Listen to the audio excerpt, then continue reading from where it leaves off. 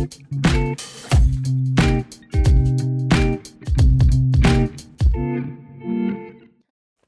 there. Welcome to Bible Slash Chat. Gus, hello. John, how are you? I'm excellent. You just started really quickly. I just started without even telling you. Wow. It's one of those things I feel like, hey, we got to be on it, right? We do. Be ready always to give an answer. Ooh, But like it. Apologetics. Yeah, exactly. Speaking of apologetics. Oh, no. Okay. Actually, speaking of feasts. Worst segue in the history of Bible Slash Chat. Number one. Okay. How do I say this? We're going through The book of Exodus. Exodus. Yeah, Exodus.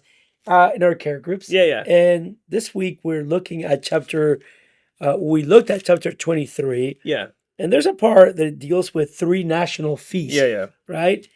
And you have the Feast of Unleavened Bread. Yep. The Feast of the Harvest, and the Feast of Ingathering. So 3 feasts a year. Yeah.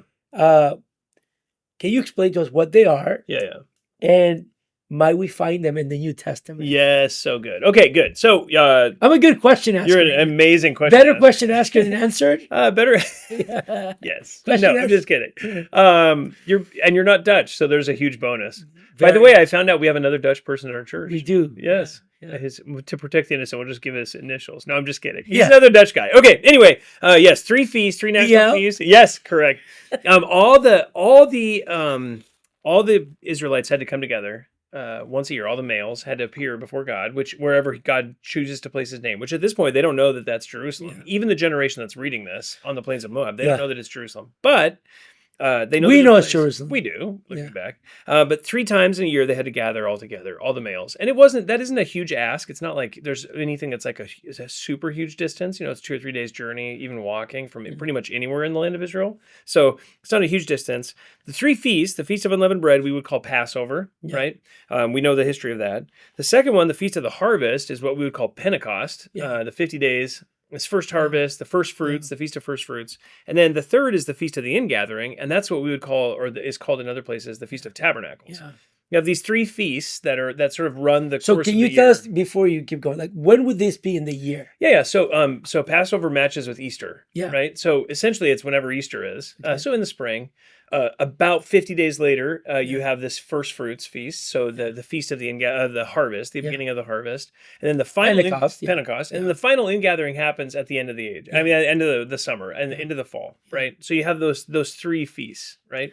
And all the people of Israel had to gather for those 3. And I mean, there is a sense where you travel, you do the feast stuff, and then you travel home again. So there's like a break in the life of the entire nation as they all gather together and they all depart again. All gather together again, all depart again. So you have this sort of heartbeat in the nation that this feast produces. And it's really to gather together to be with God, to celebrate who God is. That's what's happening. Yeah. Are there New Testament parallels? I would say yes. Yeah. And these are obviously related to harvest, and they're all related to sort of the Passover isn't, but you have this layer of sort of harvest and events that sort of follow an agrarian calendar. That's not the case with the New Testament, but that harvest metaphor then is used by the New Testament authors and used by Christ himself. So Jesus dies on Passover. We know this. Good Friday falls essentially on Passover. Yeah. So we're going to have a Good Friday service this year. Sun sets on Good Friday, and Christ is crucified. He spends 3 days in the tomb, then he rises again on Sunday. So you have this death of Christ. The events of Good Friday are directly linked to Passover. So Jesus actually is crucified on Passover. Cool parallels with like Psalm 118. Yeah. He's the festal sacrifice that's bound to the altar. The Passover lamb. The Passover lamb. They're singing those Hallel psalms as Jesus is being put to death. So there's like profound imagery in what's happening there. And Jesus himself says, this is what's happening. He tells them. He actually quotes Psalm 118 and he says, you won't see me again until you say, blessed is he who comes in the name of the Lord. And what he's doing is actually tying their minds to Psalm 118. Everyone in the room knew what he was doing when he said that. So that's Passover. Second one is the Feast of the Harvest, that first fruits or Pentecost, which takes place literally 50 days after the resurrection of Christ, which you would expect. Again, what's going on there? Well, you have Jesus being identified as now the first gathering or the first fruits of his ministry. The first fruits of his ministry are the gathering in of the nation. At that point, it's just Jews. but the beginning of the church. So the church is founded there in that moment as the first fruits of the work of Christ in the ingathering of the new covenant. The 120 happens. That were there. The 120. Present in the upper. Correct, exactly. So that's that, and the Spirit comes, and He comes with power to show them what they're going to do, to give them power to then gather people to Himself. And then you have like almost immediate, huge numbers of conversions, 3,000, 5,000, mass conversions of the nation of Israel, still Jewish people. The people of Israel, Peter says, what you're watching is the fulfillment of prophecy. Yeah. And if you repent, then God will send Jesus, and He will actually bring in the full ingathering. So he has this, Peter in his own mind actually links it to the Feast of Booths, but obviously that doesn't happen. The leaders of the nation reject Christ, which is prophesied in Psalm 118 as well. The stone which the builders rejected has become the chief cornerstone. So we have this beginning of the new covenant. It takes like a deep breath, of life, the new covenant, the first fruits, the Feast of Pentecost. All of a sudden you have this moment where the whole nation sort of rises up, and then it sort of collapses again. You say, well, what's going on? Well, the church has begun.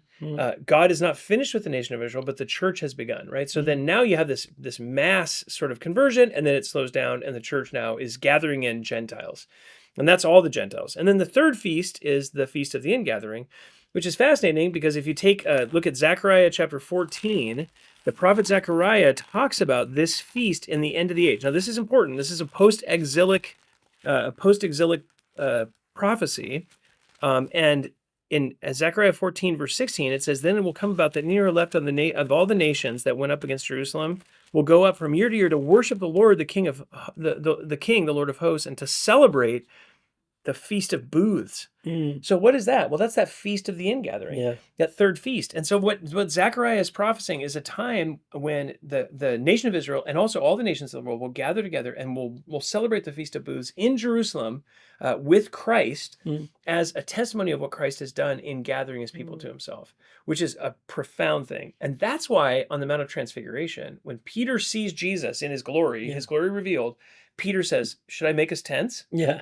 He's actually looking at the book of Zechariah, and he's saying like, boom, we're here. It's here. This is happening. I can't believe it's happening. We're the first ones to see it. That's fantastic. Yeah. Should we build the booths? Yeah. Because he's looking at those feasts and saying, oh, this is what we should be doing right now. Yeah. And God comes out of the heavens and says, this is my son, listen to him. In other words, you have misunderstood the Old Testament. It's not happening yet. You listen to him. He'll tell you when it's time. Which, in other words, is saying they've misinterpreted this prophecy of Zechariah. It's not going to happen then. Yeah. But again, like those are the three feasts, and that is actually the New Testament history. So we're still waiting for that time when we actually will celebrate the Feast of Booths. With Christ. That's super helpful. Really, really helpful. It's super interesting to think about this, that a Jew would have only had like that limited knowledge, right? They know that there's this feast, even progressively, right? This first Jews are hearing this, or Hebrews are hearing this, the second generation are about to go into the promised land. But then you get all the way to us, where we have the full revelation before us, and we understand that, oh, this is something that is going to happen in the future, which is pretty incredible. Yeah, it's amazing. Yeah, we can actually look backwards into it and say, oh, wow, that's what they're doing. And they needed to obey those things by faith, trusting that God had a plan for them. And we can look back and we now can say, hey, we are awaiting that time when Christ will fulfill the promised feast. Okay. Anyway. Yeah. Hope that's helpful for you. Yeah. If you have questions on that or any topic, you can always email us at info@faithbibleoc.org. Thanks so much.